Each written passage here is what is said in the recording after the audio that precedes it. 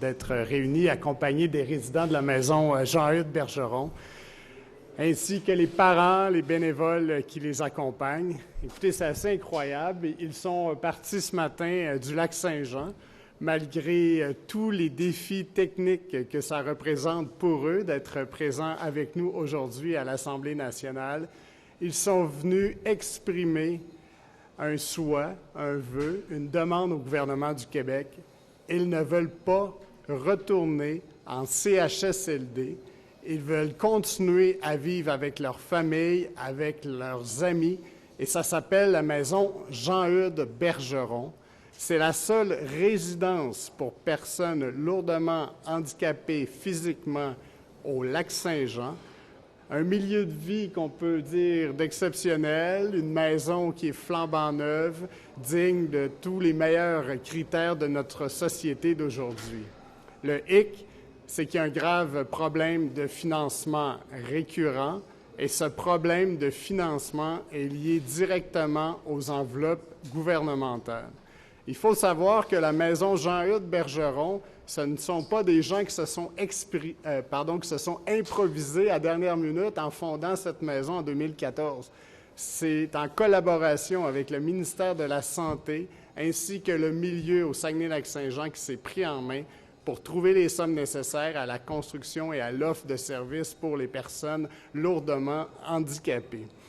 Alors, visiblement, le financement est inadéquat considérant la lourdeur des cas qui sont présents à la maison Jean-Eudes Bergeron et malheureusement, ils se retrouvent dans les mauvaises cases du système. Alors, si les cases sont mauvaises, qu'on les change pour s'assurer de la dignité des personnes handicapées qui souhaitent poursuivre à vivre dans ce milieu qui est stimulant et qui est carrément leur milieu de vie à eux. On demande donc l'intervention du premier ministre du Québec, qui est aussi le ministre responsable de la région du Saguenay-Lac-Saint-Jean. Je rappelle que le premier ministre est aussi député de Roberval et donc, lui aussi, c'est la seule ressource intermédiaire pour personnes handicapées physiquement sur le territoire. Et on a besoin d'une intervention financière à court terme jusqu'à ce que nous trouvions une solution alternative à un financement qui serait suffisant dans le temps pour assurer la survie de la maison. Alors aujourd'hui, ils se sont déplacés à l'Assemblée nationale dans l'espoir d'avoir une réponse positive de la part du premier ministre ainsi que de la ministre responsable. Mais ce qui est certain, c'est que mon collègue et moi n'avons pas l'intention de les laisser tomber. C'est une aberration du système que de leur dire qu'ils devraient être transférés dans des CHSLD alors qu'ils vivent des réalités complètement différentes. Alors, sur ce, je vais céder la parole à mon collègue et porte-parole national aux services sociaux, puis ensuite à Gino Lebel, qui est porte-parole et résident de la maison Jean-Eudes Bergeron. Donc, bonjour à vous toutes et à vous tous. Des citoyens du Lac-Saint-Jean, de la circonscription de Lac-Saint-Jean, se sont mobilisés, se sont déplacés ici aujourd'hui à l'Assemblée nationale. Pourquoi? Pour militer, pour demander, pour exiger, et avec raison, leur autonomie, leur liberté, leur capacité de choisir dans leur milieu de vie où ils vivent au quotidien. Ils ont développé des amitiés, ils ont créé un attachement sincère et profond à l'endroit de ce lieu de résidence. On dit que c'est des milieux de vie, ce n'est pas que des paroles, ça doit aussi être une réalité. Et on le sait et on le vit au quotidien pour les gens qui y travaillent, pour les gens qui vivent dans les CHSLD. Malheureusement, la solution pour eux n'est pas d'être dans un CHSLD. Combien de cas ça va prendre dans les médias pour que le gouvernement entende raison et réalise que la solution, elle est dans des initiatives comme la maison Jean-Eudes Bergeron à Alma, comme dans d'autres régions aussi, ce genre d'initiative. En attendant, donc dans un court délai là, en ce moment, là, parce qu'il y a urgence d'agir, le gouvernement doit assurer un financement temporaire d'urgence pour le maintien de cette ressource, le temps qu'une solution pérenne pour maintenir ce lieu de vie, ce milieu de vie pour les 20 résidents demeure.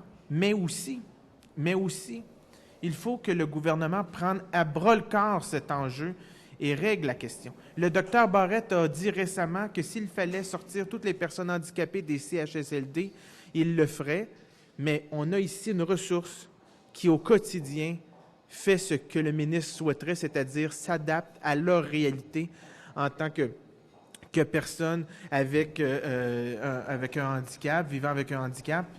Et malheureusement, cette ressource-là est menacée. Donc, réglons le cas dès maintenant de cette ressource pour que cette ressource-là puisse continuer à exister, mais aussi faisons en sorte qu'il y ait des actions concrètes pour l'ensemble des personnes handicapées au Québec, pour qu'ils puissent vivre dans la dignité et dans leur autonomie complète et dans un milieu de vie qui répond à leurs aspirations, à leur âge, à leurs besoins et à leurs conditions. Merci, M. Lebel. C'est à moi? Oui, absolument. Nous, aujourd'hui, on s'est déplacé avec le comité de relance qu'on appelle, qu'on a formé à la Maison Jean-Hugues Bergeron. On est venu demander au premier ministre et à la ministre de nous donner un soutien. Parce que nous, où ce qu'on est, on est bien. On a notre intégrité. Puis, nous autres, on a besoin de ça pour continuer à vivre comme on vit, parce que nous autres, on est très bien où ce qu'on est. Puis, on désire beaucoup, beaucoup que le gouvernement se mette les mains à la part et décide de donner les fonds adéquats pour les ressources comme la nôtre, puis tout ça. Puis, je suis le premier en fauteuil roulant qui a décidé de, comme on dirait en bon québécois, prendre le taureau par les cornes et se battre pour la maison. Ben, ça, j'ai fait des promesses à mes amis qui sont derrière moi. Je leur ai dit que tant, puis aussi longtemps que je vais être là, la maison, elle va rester ouverte. Puis que s'il faut, je l'ai dit à plusieurs reprises, s'il faut, je vais m'enchaîner à la bâtisse, je ferai ce que vous voudrez. Je peux vous dire que ce que je dis aujourd'hui, c'est le réel, puis ça va se passer ici. S'il faut qu'il me sorte de mon chez-moi. C'est ça. Merci. Merci. On va maintenant passer à la période de questions. Mathieu Dion, Radio-Canada, micro de gauche. Vous êtes au gouvernement, puis aujourd'hui, puis ce serait très raisonnable de faire une exception pour cette maison-là. Mais vous êtes au gouvernement, puis vous dites, si on dit oui à eux, il faut dire oui à d'autres. C'est un peu ça, le dilemme dans lequel est pris le gouvernement aujourd'hui. Absolument pas. Le gouvernement est pris dans prétend que c'est un dilemme alors que ça coûterait le double de les envoyer dans un CHSLD.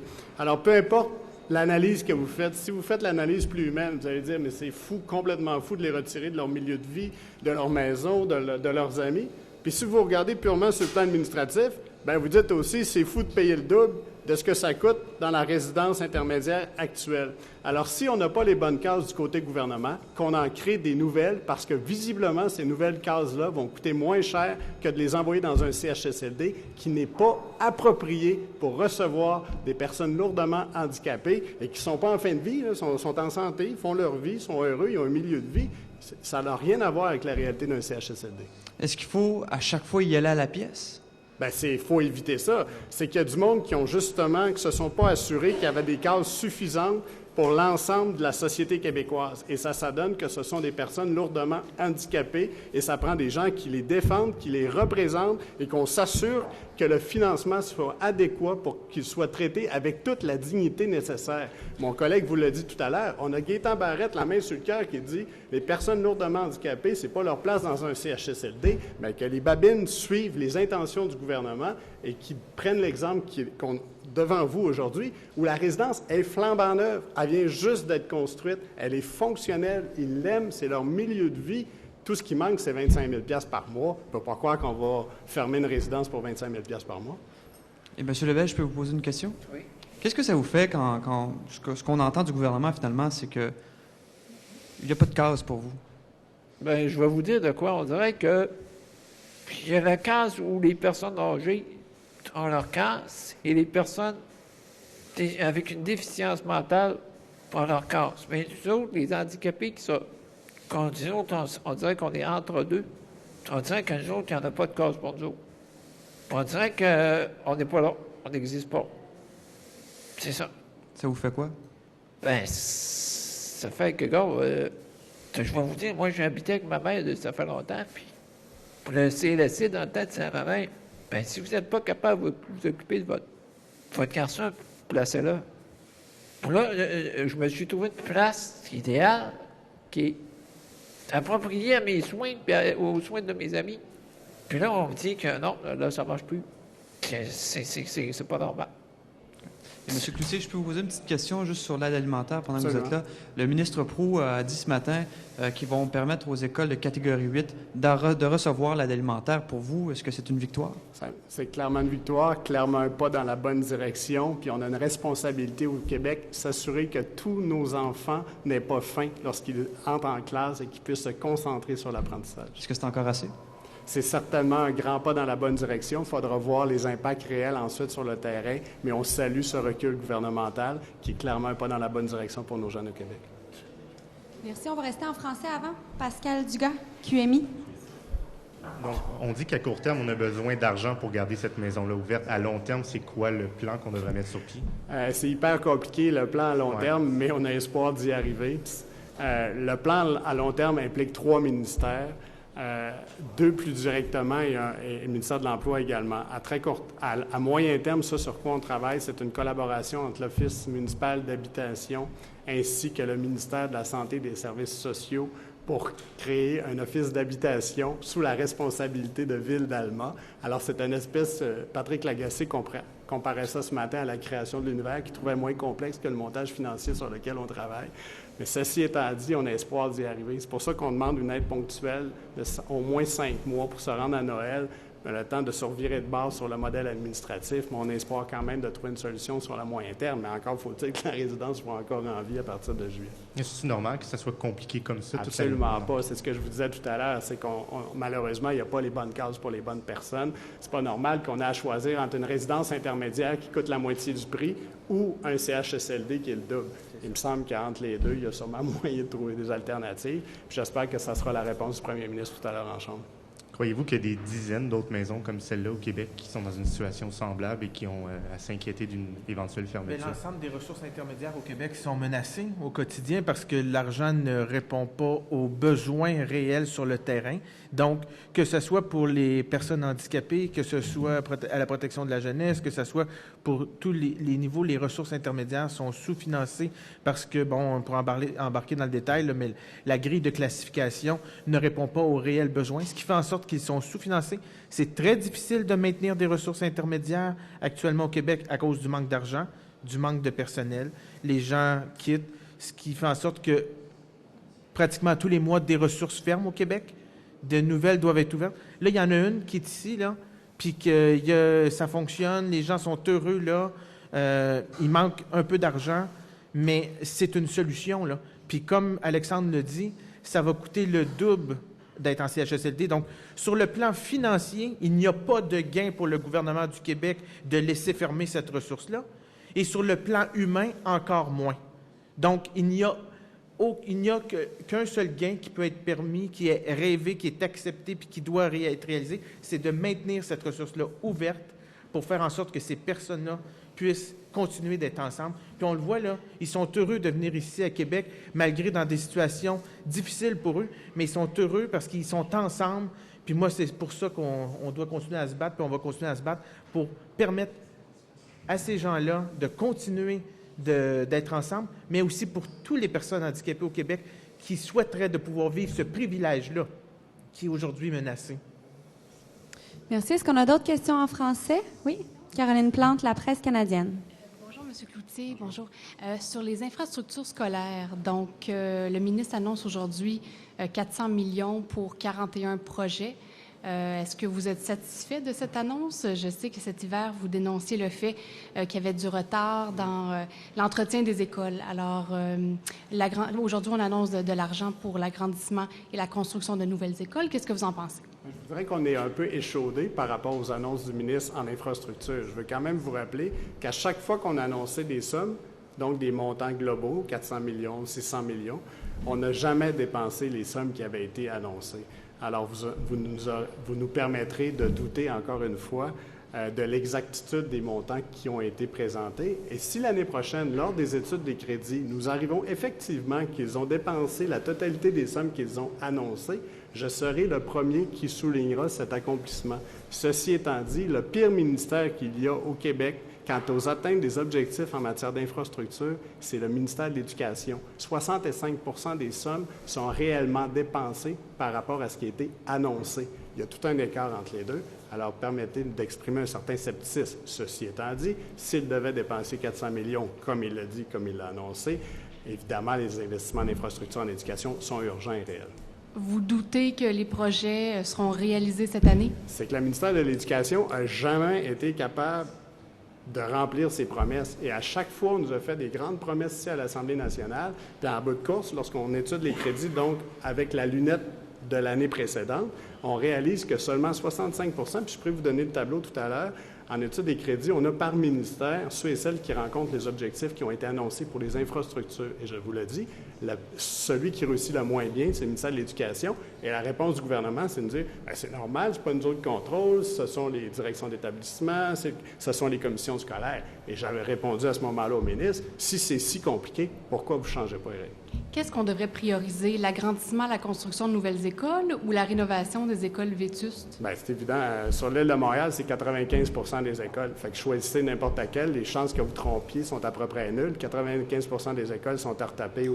Alors, il n'y a pas vraiment de problème à la Commission scolaire de Montréal. Puis pour ce qui est des autres écoles, je vous dirais que les problèmes sont différents. En région, c'est davantage de la rénovation. Mais si vous êtes sur l'île de Montréal, dans le comté de Rosemont, du premier ministre presque, chef de l'opposition, je suis sûr qu'il va vous dire d'agrandir parce que 40 jeunes d'une classe, c'est pas l'idéal non plus. Vous vous êtes déjà prononcé sur l'aide alimentaire? Absolument. Oui, d'accord. Et j'ai souligné l'importance du recul du ministre, mais que nous allions quand même rester vigilants pour nous assurer que les écoles qui en avaient obtenu et qu'il n'y a pas de jeunes qui, effectivement, ont le ventre vide, malgré cette nouvelle annonce du ministre. Pour vous, c'est bel et bien un recul. Bien sûr que c'est un recul important. Écoutez, le ministre avait nié les impacts. Finalement, intervenant en Chambre, vous dites, oui, finalement, il y aura des impacts. Vous ferez des campagnes de financement sur le territoire pour finalement dire, oui, on va élargir les critères pour s'assurer qu'il y a plus de jeunes qui accèdent à l'aide alimentaire. C'est non seulement un recul, mais c'est aussi un gain pour nous, pour les jeunes du Québec. On est très fiers d'avoir mené cette bataille-là. Très bien, merci. Merci. Est-ce qu'il y a d'autres questions en français, Marco? Non. On va donc passer en anglais. Donc, Raquel Fletcher de Global. Messieurs, est-ce que vous parlez anglais? OK. Enfin, je vais poser la question en français quand même. Vous avez dit au journal ce matin que vous avez été déplacé à peu près de 27 fois. Oui. Qu'est-ce que vous pensez de ce système? Est-ce que cette fois-ci, c'est la pire? Ou c'est quoi votre impression? Pourquoi il y a évidemment ce problème qui est plus systémique? Putain, là-dedans. Est-ce que c'est le pire déménagement pour vous? Ben, c'est plus le 28e parce que ça fait 27 fois. J'ai pas envie de parler de la 28e fois parce que présentement, dans ma tête à moi, je me bats pour mon chez-moi. Puis dans ma tête, ça va rester encore le combat que je vais mener. Je vais me battre jusqu'au bout toujours. Puis moi, je vois inconcevable d'être obligé de tout redéménager encore. J'ai ma mère au travers de ça qui a des problèmes de santé, puis ça occasionne des difficultés, des casse-têtes qu'on n'aurait pas besoin. Qu'on pensait avoir plus, mais là, tout d'un coup, on s'annonce que la fermeture va arriver. Là, le casse-tête est revenu, puis c'est comme si on a recommencé à cause zéro encore. Avez-vous une anxiété? Moi, je viens de déménager, je viens d'acheter une maison, puis moi, je pense que ça va être ma maison pour toujours. Mais pour vous, c'est comme chaque année, chaque mois, il y a toujours une peur d'être déplacé ailleurs, puis peut-être dans un endroit que vous voulez pas aller. Est-ce qu'il y a toujours une anxiété? Est-ce que vous rêvez d'un soulagement d'être finalement chez vous? Bien, présentement, c'est sûr, ça apporte, pour moi et les 20 autres résidents, c'est sûr que ça nous apporte une anxiété qui est toujours là. Mais nous autres, on quand même, si on vit ça, on reste heureux. Nous autres, on est ensemble, puis quand on est ensemble, c'est ça qui fait notre force. Ça fait qu'en étant réunis, on est capable de rire, puis on est capable de se dire, il va y avoir des développements. Parce qu'au début, je ne croyais jamais me rendre ici, puis aujourd'hui, je suis présentement là en train de parler de la maison que je pensais jamais que ça allait se rendre là. Ça, c'est sûr que l'anxiété est toujours là. Le ministre, ce matin, il a dit qu'ils ont fait un appel d'offres, puis c'était votre maison qui a répondu. Puis finalement, ils avaient un plan de business trop fait, puis ça n'a pas marché, puis c'est les patients qui vont payer pour ça. Mais il a dit que c'est comme ça. Avez-vous un message pour le ministre? Ben, gars, le ministre, là, il viendra prendre ma place. Puis il viendra s'asseoir dans mon fauteuil avec une machine pour l'aider à respirer. Là, peut-être qu'il pourra dire, quand tu peux pas décider de quelque chose quand tu vis pas toi-même la situation. Moi, ma maladie, je la donnerai à n'importe qui. Puis quand je l'ai, puis Dieu a voulu que je sois comme ça, ben moi, je vis avec ça. Ma vie est ciblée là-dessus, puis je vais continuer à vivre tant que Dieu va décider que je suis sur la terre, je vais rester. Puis je vais continuer à me battre comme je me bats là. Parce que depuis toute ma vie, je me bats, fait que c'est ça, là. Présentement, Mr. Cloutier, in English, because the minister made his comments in English, he said they had a tender.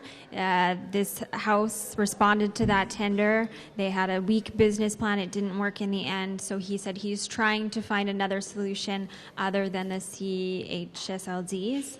What is your message to him today? Well, my message is find the right case for those people and stop playing with them and make sure they will not have to leave their home, their family, their friends, and it will cost much more to ask them to move from their house than to keep them safe where they are. You have to remember they have built this house with the recommendation of the Quebec government. So the Quebec government has also the responsibility to make sure they have all the money they need to keep their home.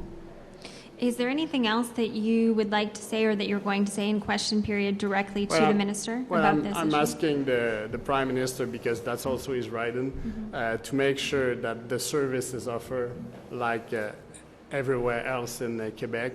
And I want him to make sure that we can keep this house for the next 5-6 months, the time that we find a solution that will make sure that all the resource they need is there.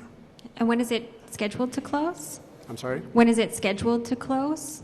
Well, if we're able to find $25,000 per month until December, we think that we'll be able to find a permanent solution to the financing problem. Otherwise, it'll close right away? Yes. Unfortunately, otherwise it would close at July 1st. Okay. So it's right now. They have to find a decision now. We cannot go any further. Merci. Yes. Merci. Merci beaucoup. C'est fait.